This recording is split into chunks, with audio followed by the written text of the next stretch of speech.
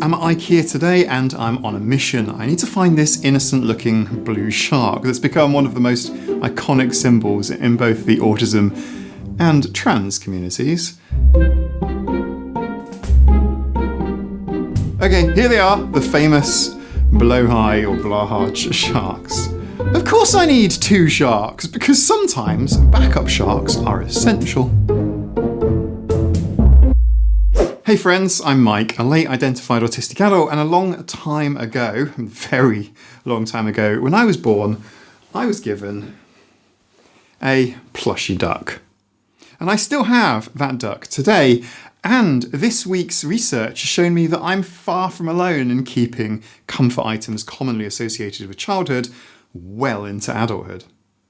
There is a chap who lives near me who recently acquired his own plushie duck, and he's been travelling the world with it. It's called Quack, and Quack was the world's first plushie on the BAFTA red carpet, and both Sid and Quack are travelling around the world faster than COVID did, raising awareness of men's mental health. Everything will be okay in the end. So yes, I'm 24 and I travel with my stuffed animal, but because I decided to go solo, Quack also helps me feel close to home as well. So no matter what people think about me or my pet duck, I'm still just going to do what makes me happy anyway. And if you choose to follow my journey, here is Quack saying hello, and we hope you enjoy the ride. But apparently, comfort items for adults, especially men, is a problem for some people. Like this Redditor's fiance. Am I the asshole for allowing my friend to bring her stuffed animal to me and my fiance's wedding? I, 27F, am getting married to my fiance, K, 26M. Our wedding is only a few months away. The problem has to do with my friend Kennedy, 27F, who is going to be a bridesmaid. She has autism and always has some sort of plush with her to squeeze and hold on to when we're out, along with a pair of headphones. A few years ago, I got her a frog plush from Build-A-Bear for her birthday, and she loved it. She named it Hocus and loves buying and making clothes for it. Even her boyfriend thinks it's adorable how attached she is to it today. My fiancée never had a problem with Kennedy until she asked if it was okay to bring Hocus with her to our wedding. I don't know why, but it upset him and he told her no. I asked him about it later that day and he said that it would be weird and childish. But I never really thought it was childish. When she does bring Hocus out with her, she has it sitting on her lap and squeezing its hand. This might be where I am the asshole, because I told Kennedy it's fine if she brings it along, even encouraged her to make a dress for it that matched the one that she was going to wear. Pink. My fiancé found out and he was livid. I tried to tell him that it wasn't a big deal and that it was just a stuffed animal and it wouldn't draw attention, but even then he still won't budge and is refusing to talk to me. Was I really wrong? I have photographed weddings before, and it's not an issue to take pictures both with and without a plushie, in the same way that the wedding party might have photos with or without bouquets of flowers. Heck, I would even take photos of Hocus the frog if I were there, wearing their best handmade dress. It could look so cute, it could be a fun little memory. No one is going to get distracted. It's a small plushie, and it's branded to blend in with the wedding party. It's not like an airship on a string with "Look at me" written on it. Does anyone remember the viral Squishmallows in the garbage in the Am I the Arsehole from a while back? It involved a couple where one partner used to bathe with her Squishmallows and the other partner was grossed out and threw them away. Am I the asshole for throwing away my wife's Squishmallows? I am a 26-year-old female and my wife is 24 years old. We've been married for almost 2 years. Recently, I came home from work early to surprise her, she works from home, and found her in the bath with 3 Squishmallows. I was taken aback, so turned around and left. Later, when she got out of the bath, I confronted her about it, and she got really angry, saying it was none of my business and that she does it for her mental health. According to her, she put them in the dryer right away and only used 3 of them. However, I didn't believe her, so after we went to bed, I checked the laundry room. Not only were they still wet, but they were also sitting in the sink. This worried me because I'm allergic to mould and she's taking baths with mouldy Squishmallows. Now she's upset with me, claiming that I shouldn't have judged her and that I'm damaging her mental health. She even threatened to sleep on the couch. Look, mouldy Squishmallows sounds like an interesting new thing. Maybe a collaboration between Plushie Dreadfuls and the Squishmallow. Mouldy Squishmallow. Maybe just in time for Halloween. Now, a partner's property though, especially a comfort object, should never be discarded unilaterally. And I know there's hygiene red flags, but this is such an obvious boundary violation that could have been avoided with a little communication. I find it wild how people will often take to the internet to seek validation on something rather than communicate, say, with their partners. Anyway, to be fair, mould needs moisture to grow, and many porous textiles, like the ones found on Squishmallows, can actually become a risk if they're not fully dried. Although Squishmallows can actually be machine washed, maybe in a laundry bag to protect them, on a cool setting with a gentle detergent. But, they aren't actually designed to get wet, but it's not going to hurt them if you wash them in the washing machine. This one, from Autism Parenting subreddit, says, trying to explain to my boyfriend that it's okay for my teenage son to have stuffed animals. My teenage son has autism. He loves Daisy Duck, sadness and disgust from inside out, and he has those stuffies. My boyfriend thinks he's too old for those stuffies. How can I explain to him that it's okay for him to have it because it comforts him? Whilst the boyfriend's behaviour is a red flag, I think I can help with this. Let's talk science. As with a lot of autism research, it is often framed through a slightly clinical, very clinical, pathologizing, very pathologizing lens.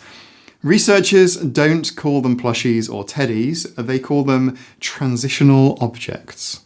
Now, the phrase was coined by the British psychoanalyst Donald Winnicott, who was looking at how infants use soft toys, blankets, and other familiar items to help bridge the gap between self and caregiver.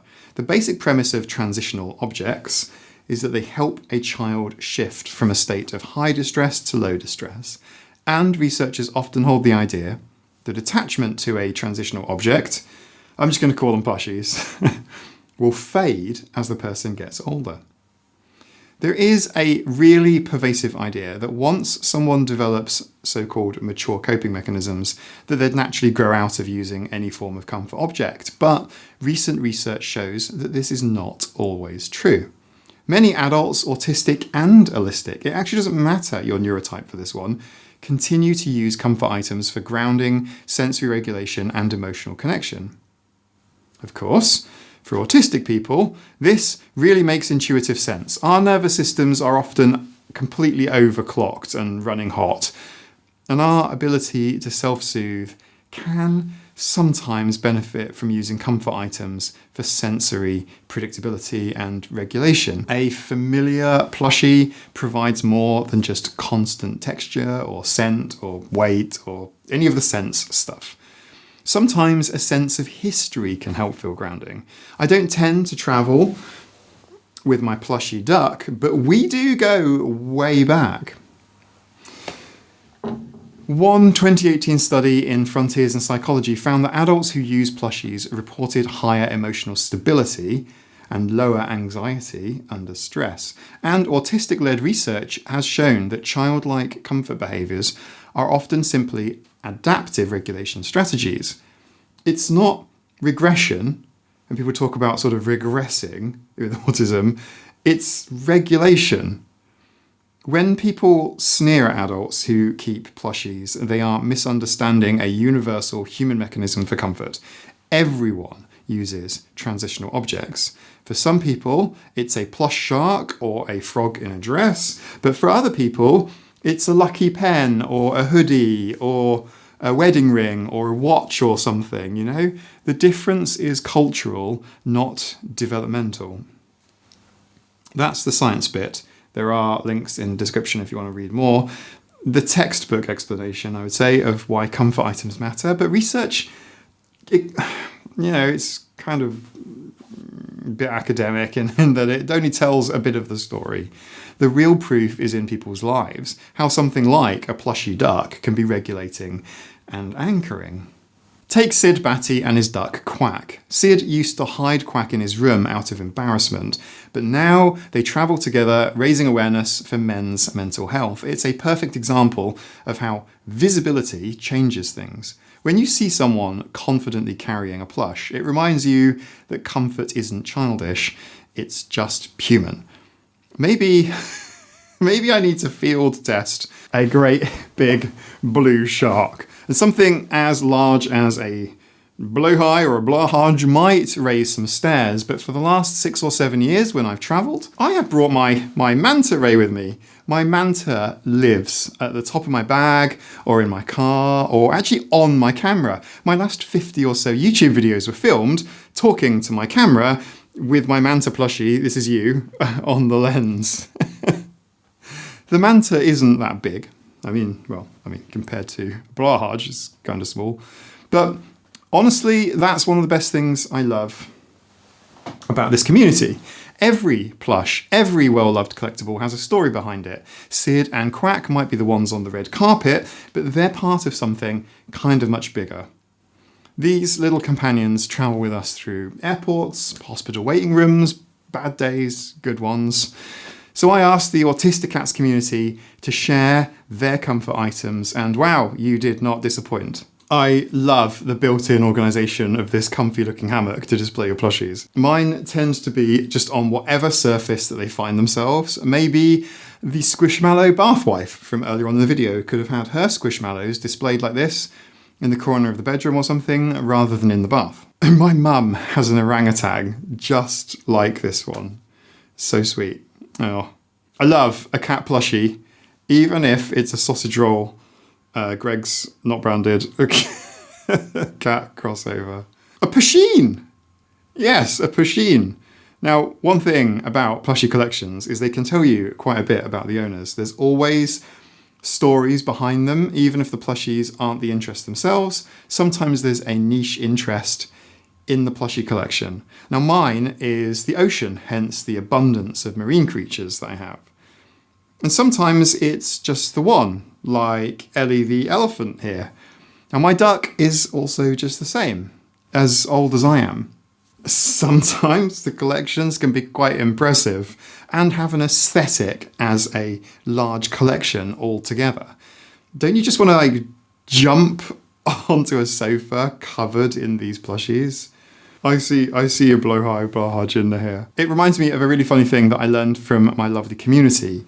The big blue shark from Ikea somehow has become the softest queer icon on the internet. And it might have started out as just another plush toy, but it has become a legend.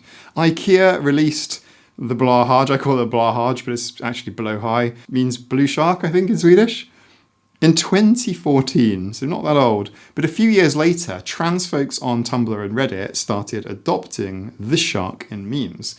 Someone might have noticed maybe that the shark resembles the trans pride flag with its sort of blue body, pink mouth, white belly. But in 2021, Ikea Switzerland featured Blåhaj cuddling a polar bear in an ad supporting same-sex marriage, and that might have sealed the deal for buying the shark as a euphemism for coming out or something. But there is something beautifully intersectional here, because autistic people are statistically 3 to 6 times more likely to be transgender or gender diverse than the general population, and that means that a lot of us exist right at the overlap of being both autistic and trans, navigating sensory needs of both and identity of both at the same time. So Blåhaj became more than just a mascot. Maybe Blåhaj will bite, maybe bite the transphobes or something. Or maybe Blåhaj is like a trans flag that you can hug or something like that. I don't know. Hot takes. Just sit over there. Now, more ocean creatures and pretty birds. I like the ocean pancake there. Dum dum dum. Mega Moomin. Okay, we've got Pokemon, and I think there's another Ikea Shark there. I think there is. Crochet mushrooms. Crochet mushrooms are very in season, I have to say. Some pretty birds, and also the reversible octopus. I see it. More reversible octopuses. It's octopuses, not octopi. And a Blåhaj. Okay, anyway, spot the Doctor Who fan. I have to say, by the way, I'm a big fan of the blanket pillow thing at the back. It kind of looks like a crossover between peacocks and the marine. It's really cool. I like it. It's a nice blend. And classic Eeyore. This is how I usually feel. This is how I feel on Mondays. and Tuesdays and Wednesdays. Not Tuesdays. Tuesday is live stream day. I feel like this on Wednesday. A Gila monster or a Gila monster. Okay, look, someone with lizard autism is going to come along and correct me. Now, this one I think is TJ's. I saw a Gila monster in England when I was on the way to visit Quinn. They are impressive creatures, I have to say. Very impressive creatures. Care Bears. I think I just saw mermaids. Kind of marine. Plushie Dreadfuls. Aha! And yeah, cool collection, by the way. Super unusual. And the Plushie Dreadfuls are in here too. Plushies can be quite expensive, right? Oh, there! Dave's dad. Dave's dad, the anglerfish. More marine. And I can confirm this is Arctic themed marine. Okay, and we have a chicken. A very friendly looking chicken. I have to say, chickens do love popcorn. This is very on brand. I love it. And thank you to all of the Autisticats who shared your plushie videos in the Discord server. There is a lot more where this came from on the Scratching Post Discord community, which can be accessed via any of my Patreon tiers. Thank you so much for your support. It's been a long while since I last covered the topic of plushies. In my last video, which you really do need to watch if you haven't seen it, I do go into more about my own plushies, including my duck, and also when my dad and his friends served in the Gulf War with their teddies, and more Am I the Asshole plushie takes. There was a dad who denied his daughter's autism diagnosis and wanted her plushie dog kept in a plastic bag when he was at his house. There was a partner who threw away his girlfriend's sensory blanket, calling it creepy. The most interesting thing to me were the stories that you shared with each other and me in the comments of that video. If you missed it, I definitely think you should see it next. I'll link it below, but what gives me hope is seeing how normalised and destigmatised comfort items have become. More people are speaking openly about their plushies and their stim toys and their comfort objects without any shame, and that shift really does matter. Whether you are team Blåhaj, team vintage teddy, or team tactical comfort manta ray like me, your comfort item is valid. It's not childish, it's not embarrassing, it's adaptive, it's human, and honestly, it's none of anyone's fucking business. If this resonated with you, I'd love to hear more about your favourite comfort items in the comment section below. See you in the next one. Bye for now.